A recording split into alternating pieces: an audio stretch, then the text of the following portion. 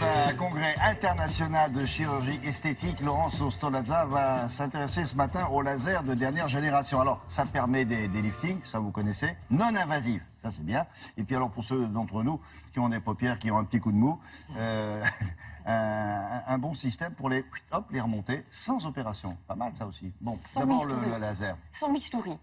Voilà, c'est deux nouvelles technologies, deux innovations sans bistouri dont on va parler au congrès de chirurgie esthétique à partir de jeudi. Un laser dont les résultats ont été publiés dans la meilleure revue spécialisée en laser, un laser qui ne brûle pas et qui se sert d'ondes acoustiques pour pénétrer la peau en profondeur, en sous-cutanée. Il permet quoi ce laser? De régénérer les cellules de la peau car il stimule ce qu'on appelle les fibroblastes, c'est-à-dire les cellules du tissu conjonctif et permet la fabrication naturelle du collagène. Du coup, on obtient un effet tenseur en profondeur. Deuxième nouvelle technologie, vous l'évoquiez, pour retendre les paupières qui tombent. Habituellement, on peut faire une chirurgie, ça s'appelle la blépharoplastie, la chirurgie des paupières.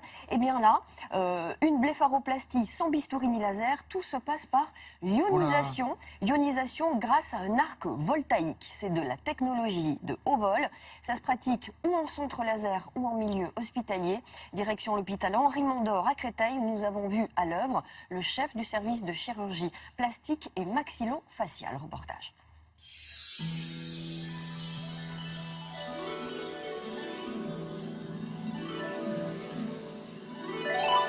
L'innovation consiste à pouvoir faire une blépharoplastie sans chirurgie. Cet outil est un plasma qui consiste à ioniser les particules de l'atmosphère entre la peau et l'outil lui-même. Donc il n'y a pas les douleurs qui peuvent être provoquées par exemple par un bistouri électrique ou les brûlures de ce type d'objet. Donc c'est beaucoup plus doux. Il y a comme l'équivalent, on va dire, d'une brûlure très superficielle et tout ce type de brûlure se traduit automatiquement au bout de quelques semaines, donc le résultat n'est pas immédiat, par une rétraction de la peau qui permet progressivement d'enlever l'excédent de peau dont on se plaint quand on demande une blépharoplastie. L'indisponibilité est de 4-5 jours, on peut avoir des petites croûtes visibles pendant quelques jours. Par contre, pour avoir vraiment le résultat, il faut attendre 4-5 semaines. Disons qu'avec l'âge, les paupières commencent un peu à tomber, donc du coup, pour moi, c'était une des choses à faire en priorité. Alors, il y a des cas où la chirurgie est obligatoire parce qu'il y a trop d'excédents, il y a trop de graisse, où on veut faire des gestes complémentaires. Là, c'était un geste qui était adapté. C'est un laser qui a la particularité d'avoir un module qui permet, grâce à une onde acoustique, d'avoir un effet plus profond dans une structure qui est sous la peau, on appelle le SMAS, et qui est celle que l'on tracte quand on fait un lifting. Déjà en superficie, donc ça se traduit par un renouvellement cellulaire accéléré, comme un peeling. Et puis en profondeur, il va y avoir une stimulation de certaines cellules de la peau qui sont très importantes, qu'on appelle les fibroblastes, et qui permettent de sécréter du collagène de type 1, qui est le collagène de la jeunesse. Et donc ce collagène, qui est le ciment entre les différentes cellules, se retend, en quelque sorte se crée et se retend.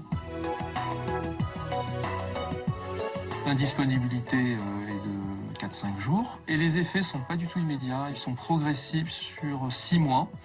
Assez important sur 3 mois, et puis après un petit peu plus doux sur 6 mois, ce qui fait que ça n'a pas de sens, ça n'aura aucun sens de refaire une deuxième session immédiatement après. Là, il faut attendre minimum 3 mois si on veut vraiment potentialiser l'effet de la première session. C'est lui, ça? Les cordonniers sont les mieux chaussés ici parce que... Et il a testé. Il a testé, vous avez vu. Sur son visage. Sur Enfin, il lui-même. n'était pas très ridé non plus. Hein. L'avant et l'après, non, mais la différence est quand même signifiante. Ah oui. Alors, le laser, les chirurgiens s'en servent aussi pour réparer, pour faire de la chirurgie réparatrice, les séquelles de brûlure, les vergetures ou les cicatrices en relief. C'est pas que pour de l'esthétique. Et la dermoablation, c'est-à-dire les étincelles qu'on a vues sur la paupière, est aussi utilisée pour le ventre et le décolleté. Alors évidemment, c'est de l'anesthésie locale, parce qu'on les C'est petits de la coups qu'on lui crème, fait dans la paupière, c'est de la crème c'est pas d'anesthésie douloureux, non? locale. C'est pas douloureux parce qu'on est anesthésié localement. Et vous voulez les prix, ça se pratique et en institut, centre laser et en hôpital. Ça varie entre 1000 et 2000 pour le visage, 500 pour la blépharoplastie. Et il dit c'est pas nécessaire de faire ça régulièrement. Une fois qu'on l'a fait, c'est Ah terminé. bah non, non, non. Et puis ça met quand même 6 mois à prendre régénérer, forme, les cellules. D'accord. Bon, merci, c'était l'info. Laurence.